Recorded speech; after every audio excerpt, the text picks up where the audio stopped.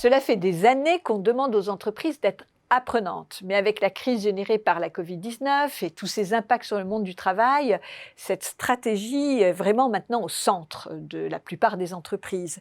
Et une des clés est peut-être ce qu'on va appeler le upskilling, qui fait l'objet d'un ouvrage paru chez Duno, Upskilling, les 10 règles d'or des entreprises qui apprennent vite. Donc Frédéric Petitbon, vous êtes sociologue, enseignant, vous êtes aussi consultant, vous êtes le co-auteur de cet ouvrage. Ma première question, c'est parmi tous l'univers du skilling, qu'est-ce que c'est que le upskilling ? Le upskilling, on a pris ce terme pas totalement français, plutôt que apprenance ou plutôt que formation ou plutôt que montée en compétences, parce qu'on a voulu montrer ici que la question est globale pour l'entreprise, n'est pas une question RH, est une question de dirigeant, une question de manager, une question qui touche toute entreprise. Et upskilling, on est aussi sur les talents, sur les compétences, sur l'apprentissage, avec un mot où le passage par l'anglais permet d'avoir une vision plus globale du sujet. Et plus globalisé dans l'univers maintenant du monde du travail. Et c'est d'ailleurs, vous allez effectivement dans les grandes entreprises internationales, c'est le terme générique qui permet justement de montrer que la formation n'est pas la réponse à tout. On a ajouté l'idée qu'on était à l'échelle, oui. Parce que c'est derrière upskilling aussi l'idée étant d'apprendre vite, de devenir une fast learning company et d'apprendre à l'échelle pour concerner très rapidement beaucoup de monde. On n'est plus dans un contexte où on peut se permettre d'apprendre à petit niveau, selon la bonne volonté de chacun. Donc l'idée est bien de mettre tout le monde dans l'entreprise, parce qu'une entreprise c'est des personnes, en situation d'apprentissage continu, c'est cela. Et vous avez dans votre livre des clés, mais certainement aussi la transformation digitale de l'entreprise qui est très présente. La transformation digitale est intéressante dans la mesure où elle permet de jouer autrement. Par exemple, dans ce que ça vous donne comme ouverture sur des perspectives.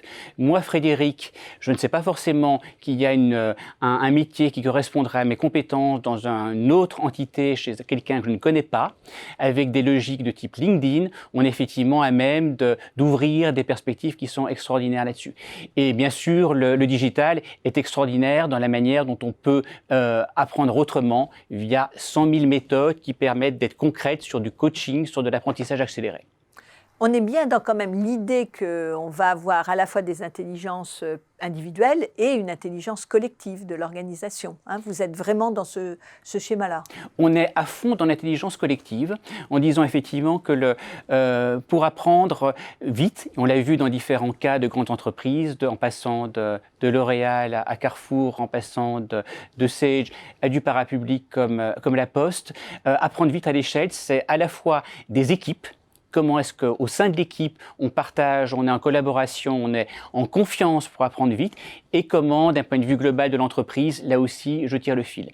C'est une vraie question pour les dirigeants. Oui, c'est ce que j'allais dire. Voilà. Il faut que le dirigeant soit embarqué dans ce projet. Voilà, et le dirigeant a souvent en tête, effectivement, que bien sûr, il faut apprendre. Bien sûr, je donne du budget à mon DRH pour qu'il fasse de la formation et ça répond aux attentes des partenaires sociaux.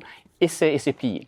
Non, le point clé du dirigeant maintenant est à la fois d'être cash explicite sur les métiers qui sont en danger, de montrer la voie, comment effectivement est-ce que on pourrait être accompagné dans son évolution.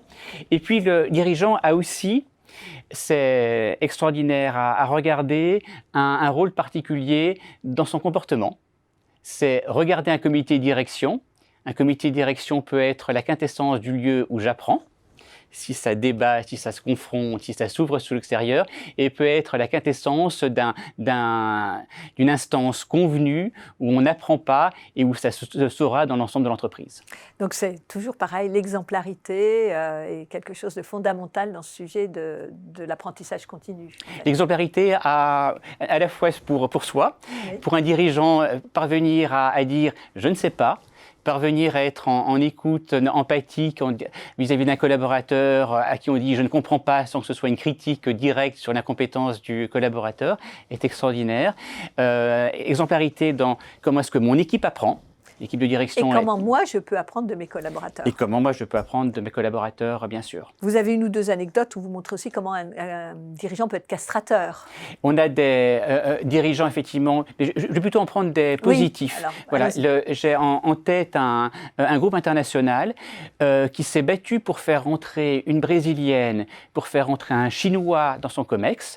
C'est pénible dans la mesure où ça prend plus de temps, on se comprend moins vite, on n'est pas au quart de tour, on ne peut pas terminer la phrase que son collègue avait lancée. Bien entendu, c'est frustrant, mais c'est extraordinaire dans la capacité de décentrer le regard, d'avoir quelqu'un d'autre qui apporte une autre vision, d'autres intuitions. Et en bout de course, une fois qu'on a fait l'effort de fonctionner comme ça de manière différente, avec un peu plus de temps, c'est extraordinaire en capacité collective. Donc accepter le upskilling, ou enfin plus que l'accepter, le mettre en œuvre, on peut garantir un retour sur investissement? On a fait une étude montrant que peu de dirigeants lançaient des démarches comme ça avec une analyse de leur retour sur investissement. On peut le faire néanmoins de plusieurs manières. C'est relativement facile sur des métiers transversaux, les métiers financiers, les métiers de RH par exemple. On peut le faire, regarder si vos projets sont efficaces ou non. Le prix d'un projet pas efficace est tout à fait évident et bien sûr regarder le coût d'un collègue concurrent qui aurait été plus innovant que vous et aura trouvé une bonne idée avant vous, il est absolument extraordinaire. Donc oui, le retour sur investissement est assez facile à mesurer et ceux qui le font d'ailleurs sont tout à fait convaincus de l'apport qu'ils ont eu à se engager dans des démarches d'upskilling à grande échelle. Voilà, et puis de cross-skilling. De cross-skilling, de reskilling, de co-skilling. Donc là, effectivement, ce sera pour les prochains ouvrages. Merci en tout cas de cette démonstration. Merci Frédéric.